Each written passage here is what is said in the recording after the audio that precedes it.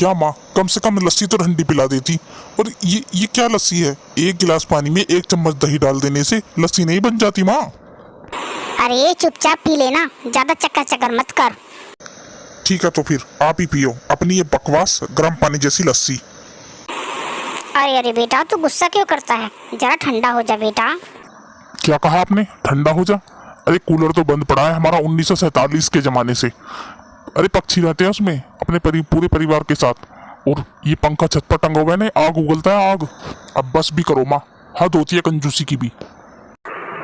बस बस चुप कर। अगर इतना सोच समझ कर नहीं चलती ना तो आज। बस अब फिर से आप अपना वचन पुराण शुरू मत करो, जा रहा हूँ मैं।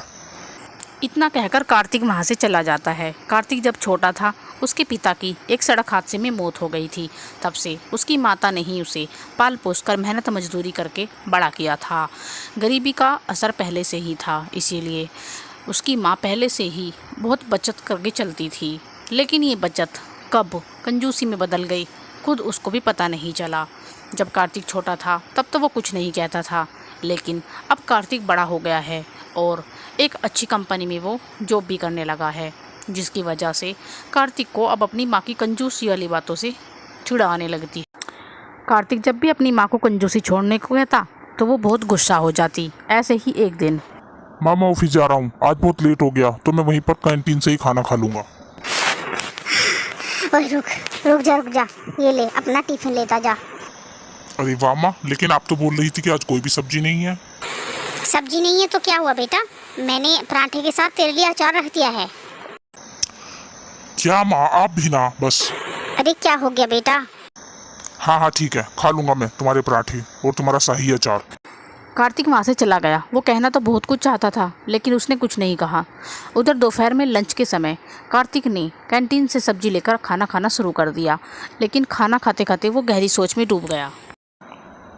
हे भगवान, क्या होगा मेरी माँ का? उनकी ये कंजूसी आखिर कब जाएगी? कार्तिक का मानना था कि जब तक उसकी नौकरी नहीं लगी थी, जब तक उसकी माँ का कंजूसी दिखाना जायज़ था, लेकिन अब उसकी नौकरी लग गई है, अच्छे पैसे कमाने लगा है। अब उसकी माँ को पूरी सुख सुविधाएं सारी लेनी चाहिए, उसे कंजूसी नहीं दिखानी चाहिए। फिर एक दिन शाम को, क्या हो गया माँ, आप ऐसे घर के बाहर क्यों बैठी हो? अरे बेटा, अंदर बहुत उमस हो रही है। आज तो पंखा भी पूरा तेज स्पीड पर चला लिया, लेकिन हे भगवान, हे राम, बहुत गर्मी हो रही है। माँ हम एसी ले लेते हैं। पता है मेरी कंपनी में जो एसी लगी है वहाँ बैठकर पता ही नहीं चलता कि कितनी गर्मी पड़ रही है। अच्छा, वैसे कितने का आता है ये एसी? बढ़िया एसी पड़ जाएगा करीब 30,000 रुपये का। हैं, बाप रे, इतना महंगा? और फिर बिजली भी खाएगा पेट भर कर। अब माँ एसी है तो बिजली तो खाएगा ही। रहने दे बेटा, एक तो इतना महंगा, ऊपर से बिजली भी खाएगा। पिछले महीने इतनी कम बिजली चलाई, फिर भी 400 रुपये का बिल आया, बता। ओफो माँ, आज के समय में 400 रुपये कुछ नहीं होते। 400 रुपये में तेरे 3-4 ब्रांडेड कच्छे आ जाएंगे, पता है तुझे? तो आप चाहती हैं कि मैं उन 3-4 कच्छे में ही अपनी पूरी गर्मी गुजार दूं? हद है माँ यार आपसे भी। कार्तिक खिसियाना सा होकर अंदर चला जाता है। फिर अगले दिन, कार्तिक तैयार हो गया क्या बेटा? हाँ माँ, पर अभी भी सोच लेते हैं, अभी मेरी उम्र ही क्या है माँ। ये लो, पूरा 25 का हो गया। अब नहीं तो कब शादी करेगा भला, बता तो। कार्तिक को उसकी माँ उसकी शादी के लिए लड़की दिखाने ले जा रही थी। कार्तिक को लड़की देखते ही पसंद आ जाती है, क्योंकि लड़की बहुत सुंदर और सुशील थी।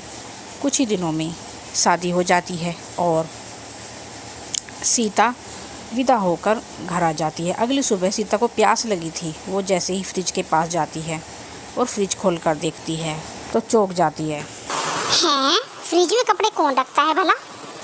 कार्तिक के घर में फ्रिज तो था, लेकिन उसकी माँ उसे फ्रिज को यूज नहीं करती थी, बल्कि उसमें अलमारी की तरह यूज करती थी, उसमें कपड़े रखकर। सीता उस फ्रिज को देख ही रही थी कि तभी पीछे से उसकी सास आई। क्या हो बेटी? हो माँ जी, फ्रिज में कपड़े? वो हुआ ऐसा कि सूटकेस में चूहों ने छेद कर दिया, उसमें चूहे कपड़े काटने लगे तो आपने कपड़े फ्रिज में रखने शुरू कर दिए। लेकिन ठंडा पानी वो कहाँ मिलेगा माँ जी? पीने का पानी वो है ना उधर घड़े में। और तुझे पता है, ये घड़ा तेरे ससुर जी लाए थे जब मेरी गोद में कार्तिक था। और इस घड़े का पानी इतना ठंडा होता है कि सारे फ्रिज इसके सामने फेल हैं। अच्छा ठीक है। जैसे जैसे वक्त बीतता गया सीता समझ गई कि उसकी सास एक नंबर की कंजूस है। फिर एक शाम, माँ जी टीवी देखे? अरे क्या करोगी टीवी देखकर? टीवी पर भी ना आजकल गंदगी दिखाई जा रही है। हाँ ये भी ठीक है, इससे अच्छा तो हम पड़ोसियों से बात ही कर लेते हैं। अरे हाँ याद आया माँ जी, जब कल मैं ऊपर छत पर गई थी तो वो बराबर वाली आंटी है ना, मैंने उनसे नमस्ते की लेकिन उन्होंने कुछ जवाब ही नहीं दिया। क्या उनको कम सुनाई देता है क्या? क्या? अरे कम सुनाई नहीं देता उसे, उसने तुझे इग्नोर कर दिया होगा। मेरी तो बहुत बार लड़ाई भी हो चुकी है उससे, वो हमसे नहीं बोलती, वो मतलब ही नहीं रखती। सीता को कुछ ठीक नहीं लगा और उसी रात उसने फिर कार्तिक से बात की। देखो सीता, जिन आंटी को तुमने देखा था ना, उनका नाम जानकी है। हमारी उनसे कोई लड़ाई नहीं है, बस हम उनसे बात ही नहीं करते। पहले हमारे रिश्ते बहुत अच्छे थे, लेकिन माँ की कंजूसी की वजह से हमारे आपस में रिश्ते खराब हो गए हैं। इस तरह से कार्तिक और सीता की शादी को पूरा 1 साल बीत गया और फिर से गर्मी आ गई। इस बार तो कड़ाके की गर्मी थी। फिर एक दिन सीता की तबीयत खराब हो गई, उसे काफ़ी तेज बुखार हो गया। उसने कार्तिक को फ़ोन करके बुलाया। तुम तो पूरी तरह से तप रही हो, चलो डॉक्टर के पास चलते हैं। अरे तू चिंता क्यों करता है, बुखार ही तो है। मैंने खिचड़ी बनाई है इसके लिए, शाम तक इसका बुखार ठीक हो जाएगा। और ये ले पानी, इसके माथे पर पानी की पट्टी रख दे, फिर देख झट से कैसे इसका बुखार ठीक होता है। कार्तिक ने जैसे ही पानी में हाथ डाला वो हल्का गर्म था। कार्तिक के सब्र का बांध अब टूटने लगा और वो गुस्सा हो गया। माँ बस बहुत हो गया, आपने तो हद ही कर दी। आपकी कंजूसी अब तक चली है लेकिन अब नहीं चलेगी। आपकी कंजूसी की हद होती है। आज अगर आपका फ्रिज ठीक होता तो ठंडा पानी तो मिल जाता माथे पर पट्टी रखने के लिए। अरे तो इतना भड़क क्यों रहा है, जाकर जूस वाले की दुकान से 5 रुपए का बर्फ ले आ। इसमें कौन सा बड़ी बात है। माना कि तेरी बीवी है, लेकिन मेरी भी तो बहू है, मैं कोई इसका बुरा थोड़ी ना चाहूँगी। अब बस भी करो माँ, इतनी कंजूसी ठीक नहीं होती। तुमने तो कंजूसी की हद ही कर दी। बस अब तुम्हारे साथ मैं नहीं रह सकता, मुझे तो कुछ और करना ही होगा। तुम अकेले ही रहोगी अब। आज कार्तिक ने गुस्से में बहुत बड़ी बात कह दी थी। फिर कार्तिक अपनी बाइक की तरफ चला तो उसने देखा कि उसका टायर पंचर हो रखा है।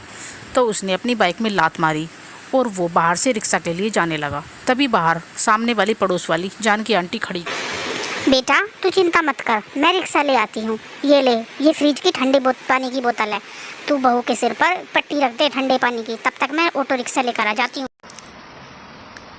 थैंक यू आंटी, पर आपको कैसे पता चला? अरे जब तू अपनी माँ से लड़ रहा था तो मैं बाहर ही थी, मैंने सब सुन लिया था। अब तू जल्दी कर। ठंडे पानी की पट्टी रखते ही सीता को थोड़ा आराम मिला।